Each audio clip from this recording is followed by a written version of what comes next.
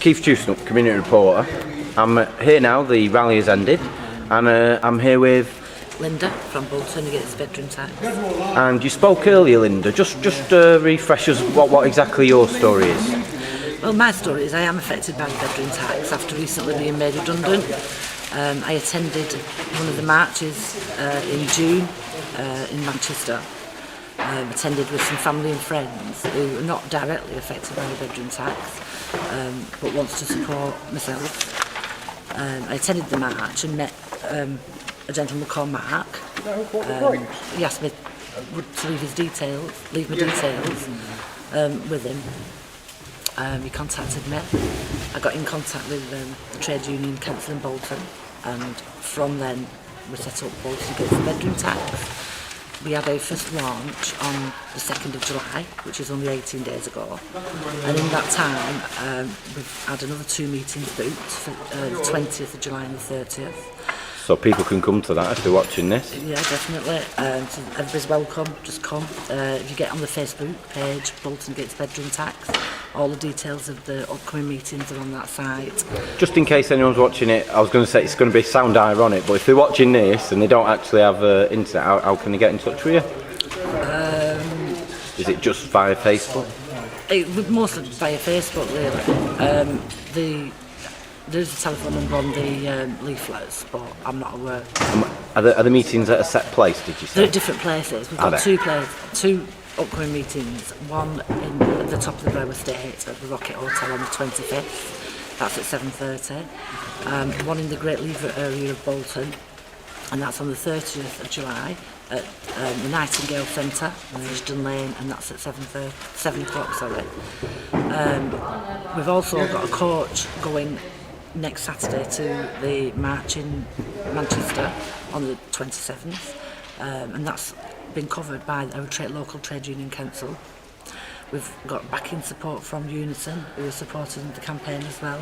They've been helping with the cost of leaflets and our banner. They're supporting us at meetings. We've got masses of support. Our first launch, we had over 50 people attend.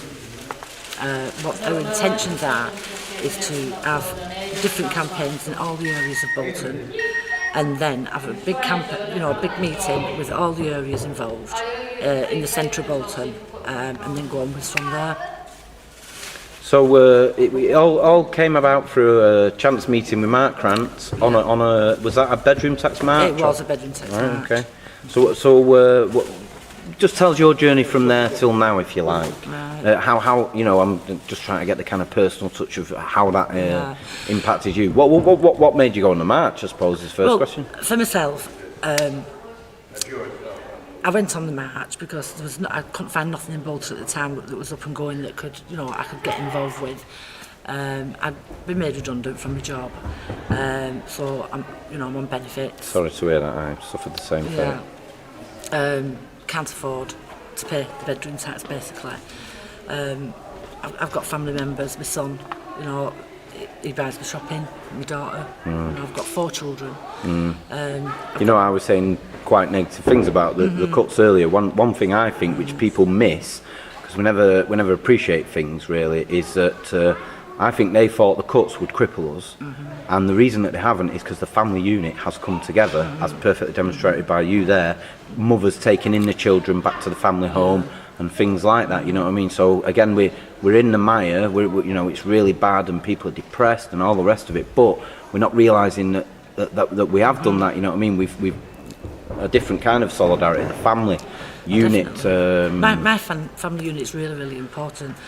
And it's fantastic what my son and my daughter's been doing, and all my 4 children have helped at different ways and different times, but it's my role to look after them. And it breaks my heart to know that in this day and age that the children are helping me. I have a daughter who's married to someone in the forces. They don't live local. They've been all over the world. They've been to Cyprus, Germany. They're at the minute in Oxfordshire. If I move out of my property, I've, like my daughter, husband, and their 3 children, where they're going to stay. You know, they're going to come and visit and put me up in a, you know, be put up in a bed and breakfast so come and see their mum. Family to me has always been important. Yeah. Always. Family stick together. Family are there for each other through the difficult times and the good times. I've got a daughter with 2 children who lives locally, and one of the children's got some behavioural problems, and she comes and stays at my house at weekend for some extra support. You know, and again, if I moved into a smaller property, that support would be gone.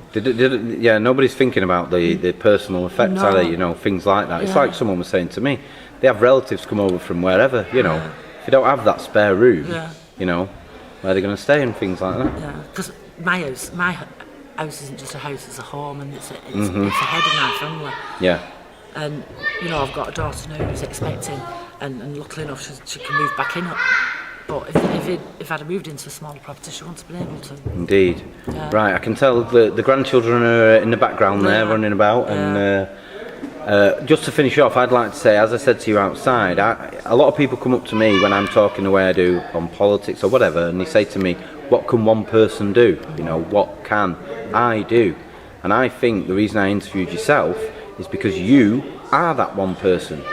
Because your one meeting with Mark has transpired that you have set up Bolton Against bedroom tax, and as you said earlier, you're going to have coaches come into the main rally.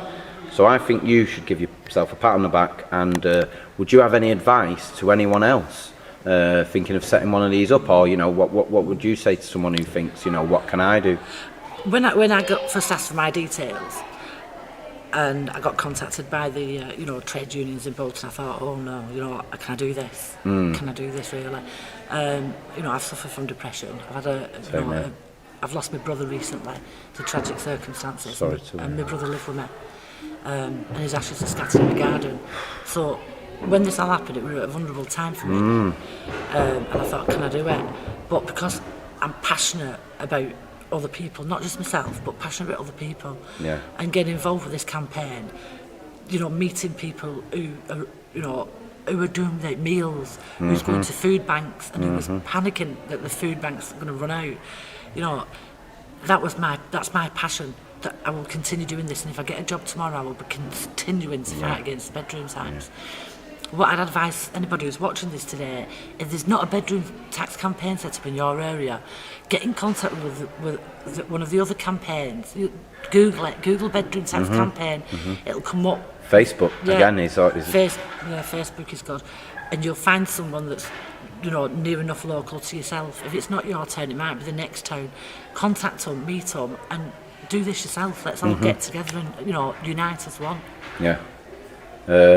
You know, I said earlier I'm not political myself, but the good thing about the Against the Cuts campaign and the bedroom tax is it brings all those people together, regardless of you know, their political beliefs or who they vote for. You get people of every party sat around the table, which is rare. Right, we'll wrap up then. Anything you'd like to add? Any final thoughts, Jerry Springer style? I don't think so. Final thoughts is you can do it. If you think you can't, you can. Yeah.